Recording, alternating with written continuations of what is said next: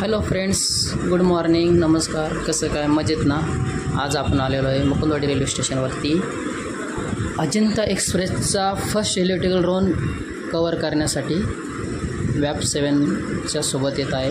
Please like करा, share करा, subscribe करा असे नवनवीन व्हिडिओ बघण्यासाठी प्लीज.